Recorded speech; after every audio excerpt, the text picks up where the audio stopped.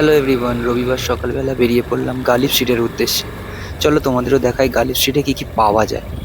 তোমরাও দেখে কিছুটা অবাক হবে যারা দেখোনি, আর যারা দেখেছো তারা তো মোটামুটি জানোই।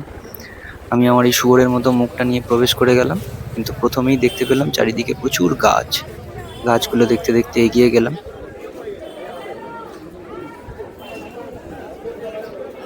বেশ কিছুটা যাওয়ার পরে চারিদিকে মাছ, প্রচুর রঙিন মাছ, অ্যাকোরিয়ামের মাছ।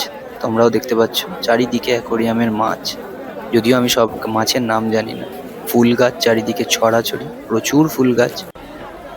এখানে একজন বেশ সুন্দর সুন্দর অ্যাকোরিয়াম বিক্রি করছিল। এখানে পাওয়া যাচ্ছিল দেশি মোরগ, মুরগি, এই সমস্ত জিনিস। একবার মোরগটাকে দেখো।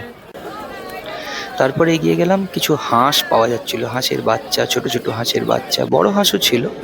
এখানে গিনি পিগ, পায়রা, ছোট ইঁদুর। আমি জানি না এই প্রজাতিটাকে কি বলে, তবে ইঁদুরের মতোই দেখতে।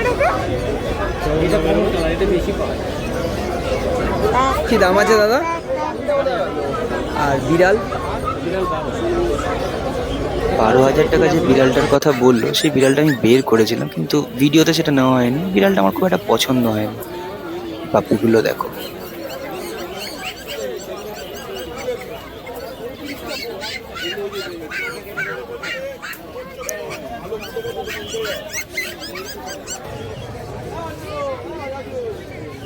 পাপ্পিগুলো দেখতে দেখতে তারপরে এগিয়ে এলাম পাখির মার্কেটের দিকে। এখানে প্রচুর পাখি।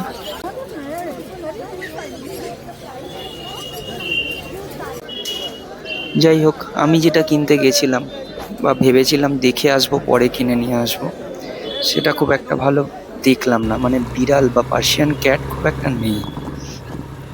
দেখা হচ্ছে পরের ব্লগে। ভালো থেকো সবাই, সুস্থ থেকো। Bye bye, tata.